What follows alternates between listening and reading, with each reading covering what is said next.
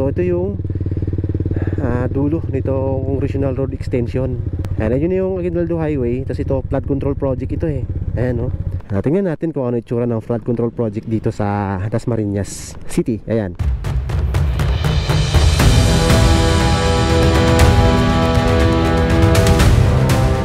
Ito na po yung tinatawag na Open Canal Interchange ng Calax.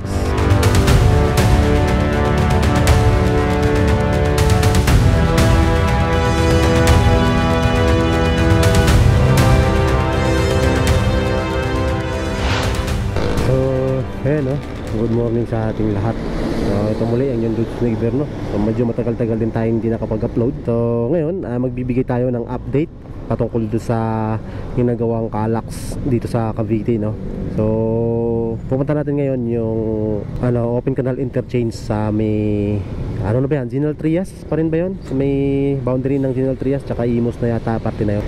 Let's go, tuloy na tayo.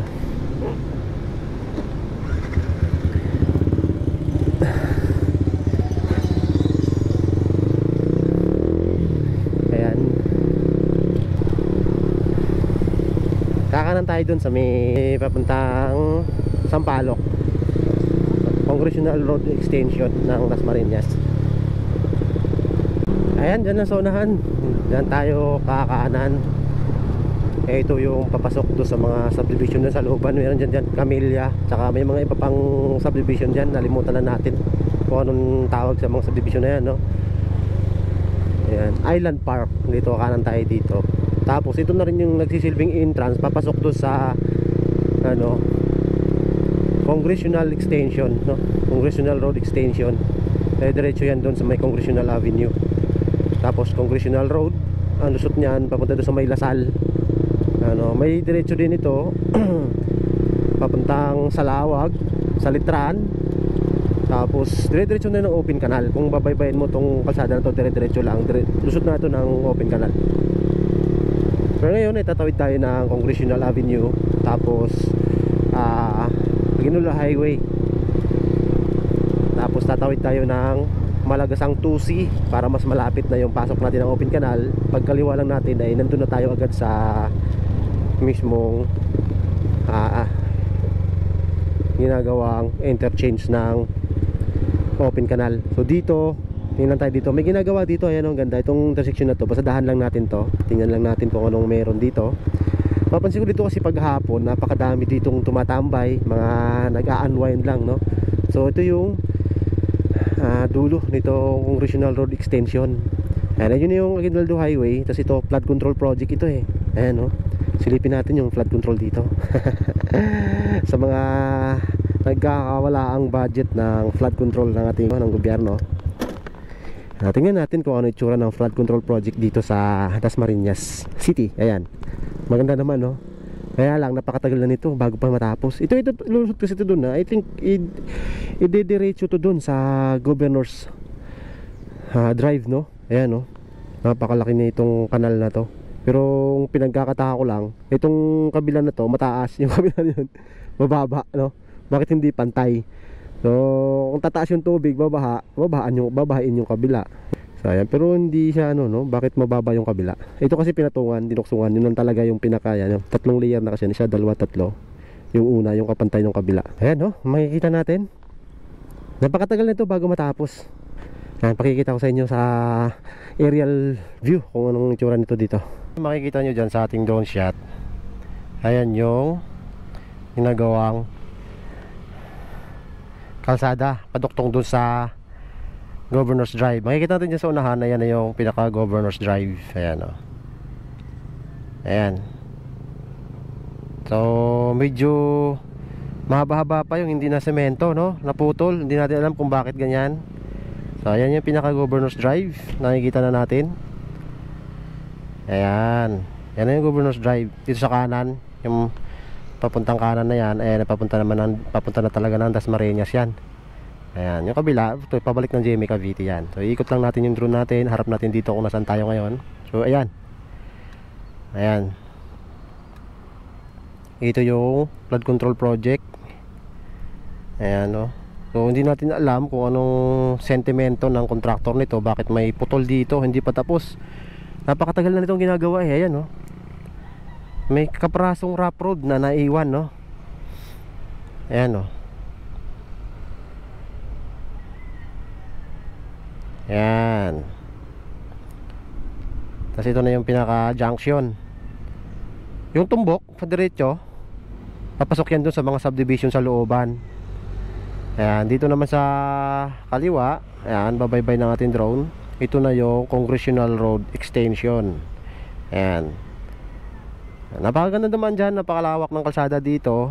Maluwag, kahit hindi pa traffic. Dahil konti pa lang yung mga nakakaalam ditong dumaan kung saan ang tagos nito.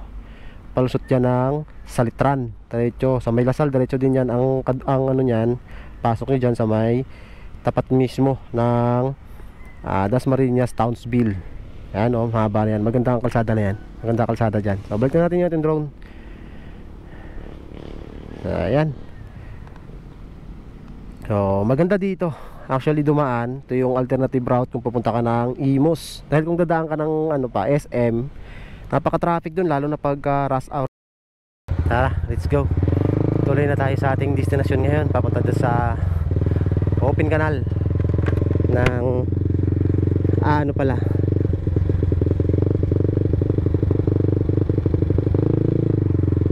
ng Alax Interchange, no, sa may open canal. Let's go. So ayan na, no? Ito na yung Congressional Road Extension. Ayan, 4 lanes na siya. 2 lanes dito sa kabila, 2 lanes dun sa kabila naman. Tapos may center island dito sa gitna. Ayan. Ayan, no? So dito sa part na to, dito nagkakaroon ng congestion, traffic, no, tuwing rush hour dahil matao na parte na to. Yung mga eskwelahan, palengke, marami na ano dito, tao sa parte na to. Kaya pag rush hour masikip dito, pero hindi naman nagsisikip ng katulad do sa ano, no, yung sa SM Palapala. Dito masikip pero may flow pa rin yung traffic kahit papaano. At mabilis humupa yung traffic dito. Hindi tulad dun sa Aguinaldo Highway na pagka nag-traffic talaga mahaba. Dito, ito lang part na to, maiksi lang to. Tsaka yung dun sa pag tapat nyo dun sa may Congressional Avenue, tapat ng Dasmariñas Townsville, no, dun sa may subdivision na yon, dahil may ginagawang kalsada doon. At intersection yun ng Congressional at saka itong ano, kalsada na to. Itong binabibay natin, ito pa rin yung Congressional Road, no? Congressional Road. Iba pa yung Congressional Avenue dun sa unahan, doon tayo kakaliwa. Papunta ng Aguinaldo Highway sa may Lasal, no? Magkaiba po yung Congressional Avenue at saka Congressional Road Extension. So ito Congressional Road dito.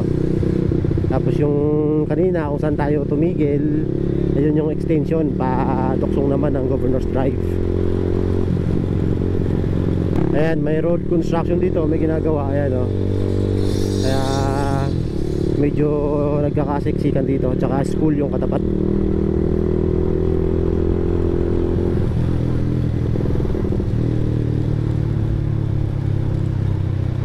Ito, Save More. Ito na yung Dasmariñas, ano, Townsville sa kanan. Ito na yung Congressional Avenue. Dito tayo kakaliwa. Ayan, oh. Lusot nito sa may Lasal, tagos ng Aguinaldo Highway. Dito tuloy-tuloy na rin. Doon lang sa may intersection na yun, nagkaka-traffic talaga yun, lalo na pagka rush hour. Pero yun lang yung traffic na yun, maiksi lang. Pagdating nyo dito, tuloy-tuloy na ulit. Ayan, oh.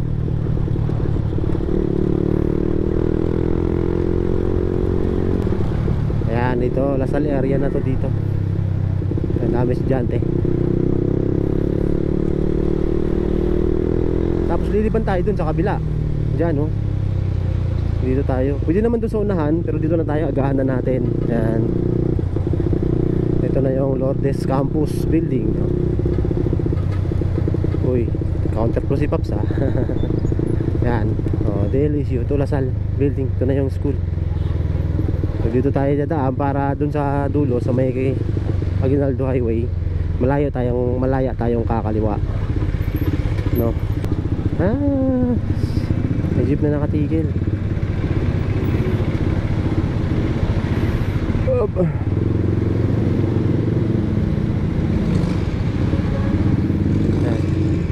pwede na tayong gumapang ng dahan-dahan dito.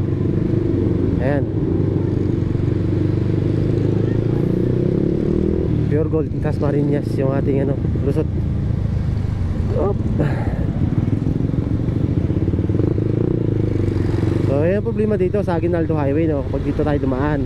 Pero doon sa Congressional Road, pwede tayo magdire-diretso doon hanggang Imos. So dito, dahil gusto kong mapaiksi yung biyahe natin,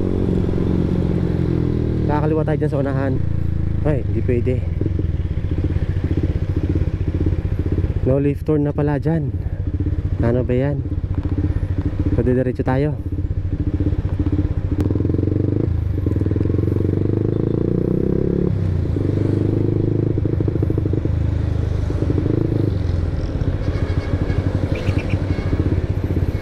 Bawal na tayong kumaliwa doon. So, hanap tayo dito ng madadaanan papunta doon sa Malagasang Tusi. Pwede dito mag U-turn. So U-turn tayo dito. Ano nangyari?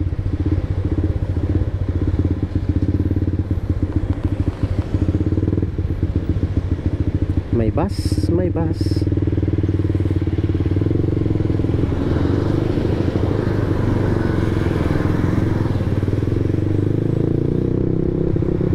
Tayo, tapos saka tayo kanan dito sa may Jollibee.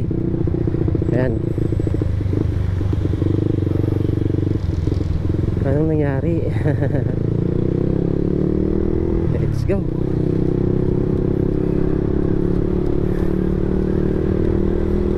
Tapos kakanan naman tayo sa Don Placido, dire-diretso papuntang Malagasang, no? Malagasang Tusi. Tapos saka tayo kakaliwa doon sa may open canal. Sala tayo dito, sa kabila tayo. Dito, kakanan tayo dito, Don Placido. Okay, dire-diretso na tayo dito.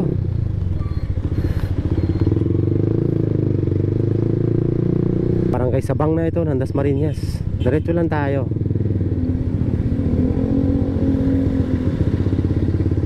Papalapit na tayo sa may LTO office. Kasunahan lang yung LTO. Barangay Sabang.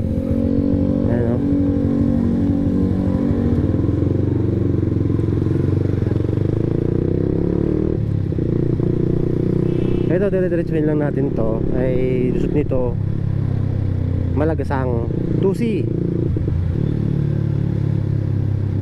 Ayan, kung magre-renew kayo ng mga lisensya nyo, dito naman yung ano, kukuha ng mga lisensyang ano, yung mga pending na.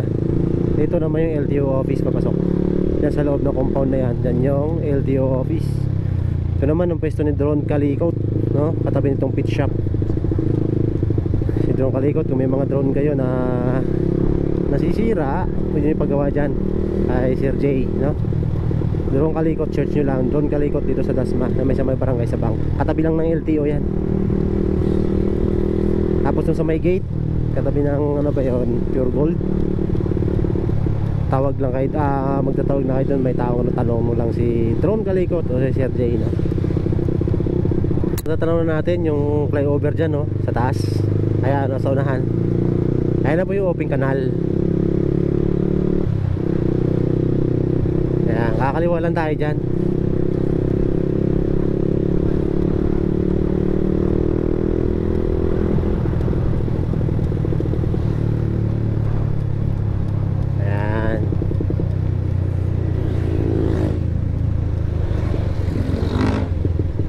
Kanal na po ito. Kakaliwa na lang tayo dito.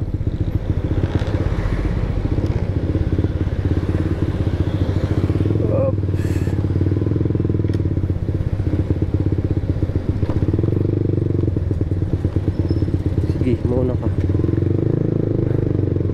Kaya ka palusutin yung ano eh, tricycle eh. Iyo. Dito na tayo, Danghari or open canal ang tawag, no? Danghari po ito or open canal.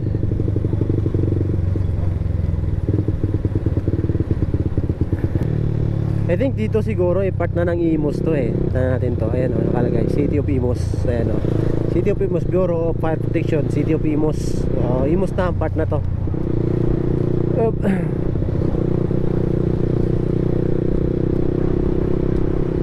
Napakatagal nang ginagawa tong kalsada na to, no? Nanghari. At napakatagal makompleto. Sobrang tagal na itong naumpisahan. Hindi pa ako nag-abroad. Tanghari na to eh. Hanggang ngayon hindi pa kompleto. Ano na to eh, daang apo ng hari na to eh. Hindi na daang hari, daang apo ng hari na to. Sobrang tagal na. Ayan dito, ito yung Malagasang 2C. Yan dyan, oh. Pag umanang ka dyan, pag kumaliwa ka dyan sa looban, maliit naman ang kalsada dyan. Lusot din yan doon sa dinaanan natin kanina, doon sa may sabang. Doon din ang tagos nyan. Ito na po yung tinatawag na Open Canal Interchange ng Calax. Dito na po tayo. Ito na, part ng Calax na po to. Ayan, oh. Ayun yung magiging interchange ito. Ito yung rampa. Doon yung gagawin yung pinaka parang circle, no? Ikutan. Ayan. So nung unang punta natin dito, girder pa lang yung nakaano dyan. Wala pang buhos yung pinaka flooring ng kalsada. I think ngayon meron na. May buhos na eh. Ayan, oh. Ditong gitna meron na. May sahig na. Ayan, oh. May sahig na. May steel deck na nakalagay eh, oh. Ayan yun, so nakikita natin dyan, yung flyover na yan ay yung magiging rampahan patawid nitong Open Canal. Ayan. Nung unang punta natin dito ay wala pang flooring yung ano na yan, yung flyover na yan. Flyover, overpass, ano ba tawag dyan, no? So ngayon ay meron na. Ayan, no? At dito naman sa bandang kanan natin, kung makikita nyo, yan yung pinaka ramp na gagawin. Ayan, dito yan sa ano, Open Canal. Yan yung Open Canal Interchange. Dito tayo ngayon sa ilalim nitong tulay, no? Itong Open Canal Interchange. Ayan, ito sa harap natin ay papunta ng Aguinaldo Highway yan. Dito naman sa kabila, sa kaliwa natin, ayan ay pabalik ng, papunta ng Imus, na City of Imus. So ayan, nung unang punta natin dito, ito pa lang yung mga parang malalaking biga na to. Ayan pala yung naka-install dito noon eh. Ngayon ay meron ng ano, steel deck na nakalagay. Akala ko may flooring na pero wala pa palang flooring. Makikita nyo yan sa ating drone shot. Steel deck pa lang. Tapos yung sa kabila ay may mga parte pa doon na hindi pa nalagyan ng girder, no? At siguro pag nakabit nila yung girder at naka-ready naman doon sa unahan, makikita natin yung kanilang mga precast na nakalagay doon ng mga girder. Isasampa na lang yan dyan i-install bago lalagyan nila nitong ano, steel deck para sa flooring nitong kalsada. Pero kung susumahin, nasa mga siguro yung huli nating update dito ay nung 5 months ago na, no? So kung tutusin, napakabagal nung usad ng proyekto, no? Pero hindi na tayo magtaka, dito sa Pilipinas ganun talaga yung usad ng government project sa atin. So hindi na tayo magreklamo, for at least may nakita tayong ano dito na may nagawa na. Hindi tulad dun sa mga flood control project na wala talagang nakikitang project sa iba pero may may report na complete, complete yung project pero walang project, no? Yung mga tinatawag na ghost project. Ito merong project na ano, medyo mabagal nga lang. So for at least umuusad naman. So ngayon, mula dito pupuntahan naman natin yung parte ng ano, Aguinaldo Highway. Aguinaldo Highway, ng parte ng Arnoldo Highway, kung saan tatawid naman itong Calax doon sa may Arnoldo Highway. Titingnan natin dahil nung nakaraang dumaan ako doon ay gawa na rin yung kanilang tulay na ganito, no? Patawid ng Arnoldo Highway. Meron ng ano doon, mga girder yung tulay. Nung huling update naman natin doon, poste pa lang yung nagagawa. Ngayon ay meron ng tulay na patawid ng kalsada ng Arnoldo Highway. Let's go, tara puntahan natin yung Arnoldo Highway. Babaybayan lang natin to hanggang sa marating natin yung Arnoldo Highway, tapos kakaliwa tayo, no? Part na to sa unahan ay General Trias na. Ayan, so dito parte kumipot na yung kalsada dito, lumiit na, nagiging 2 lanes na ulit. Kung doon ay 6 lanes dito nagiging 2 lanes na ulit yung kalsada dito, lumiit na. So So hudyat, papalapit na tayo sa Arnoldo Highway. Napakatagal na ganito. Siguro hindi pa nila nababayaran tong ano, hindi pa binenta ng may-ari itong part na to. Ito pala yan, no. Ayan, no, mga siguro yung mga may-ari niyan hindi pumayag na daanan ng kalsada. Hindi natin alam, no, kasi kung nabili na yan, dapat ito ay ano na, no, gawa na tong kalsada na to. Maiksi na lang to eh, nasa mga 200 meters na lang to eh, simula dun sa Pagkipot hanggang dun sa Arnoldo Highway, no? Maliit yung kalsada na yun, no, 2 lanes na lang dito, oh. So, sa mga more or less 200 meters na lang yan. Ayan, oh, ito na yung Arnoldo. Tapos pagkaliwa natin dyan, sa unahan, makikita na natin yung tulay na ginagawa ng Calax patawid dito sa Arnoldo Highway.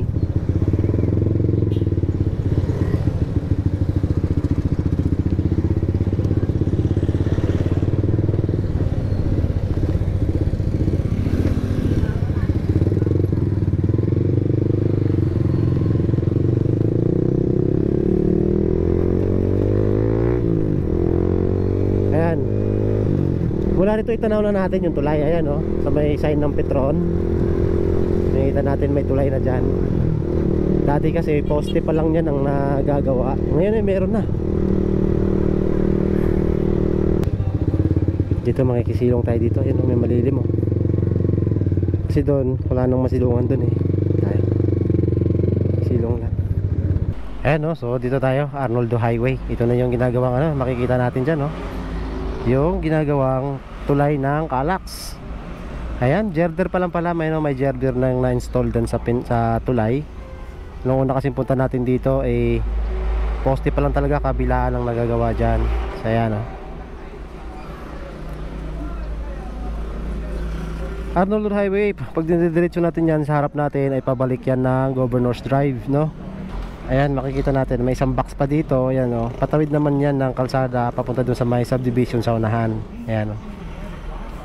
Ayan, no? So dito yung magiging alignment ng Calax, no? Silipin naman natin yung pinanggalingan natin kanina. Ito yung papuntang ano, magiging alignment papunta dun sa Open Canal Interchange. Ayan, no? Subukan natin silipin kung maabot na ating drone. Medyo malakas ang hangin dito ngayon eh. Ayan, meron pa ditong box na ginagawa sila. Ito naman ay para sa ilog yata ito. Wala namang kalsada. O, para sa ilog yan. Ayan, may maliit kasing sapa dyan. Ayan, ginagawa silang box dyan. Sa kabila pa, meron din.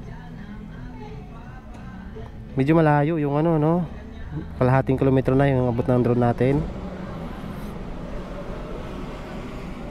Ayan, so pabalikin na natin kasi mahangin masyado. Ito na yung ano, tulay, oh, nagawa nila. Ayan, oh. So may girder na, kompleto na yung mga girder. Ang kailangan na lang yan is lalagyan ng steel deck, no, para mabuhusan yung taas.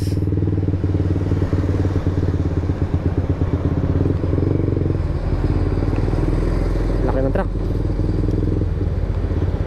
Ayan. So dito yan sa Arnoldo Highway, General Trias, no, crossing ng ano, Arnoldo Highway. So yan, kalapit na dito sa may Sea Oil at saka Petron. Nakikita siya ng Sea Oil at saka Petron. Tara, ito naman binabibay natin ngayon ay papunta ito ng Governor's Drive. So harap tayo makainan, tapos okay na tayo. Hanggang dito na lang ating vlog for today, no. Ito ang yung manlalakbay. Ayun, oh, hito, oh, lalaking hito, oh. Ayan, oh, gusto niyo ng hito, no, pampulutan. Ang ulam, pwede rin yan, laki. Wala yung nagtitinda. Tinanong siya na natin kung ano, magkano yan. Maraming lalaki, boy. Nakatakot. Parang nakakatakot tingnan. So, ayan, oh, hanggang dito na lang yung vlog natin ngayon. Tumuli ang inyong Dodge Gniver, manlalakbay, babus.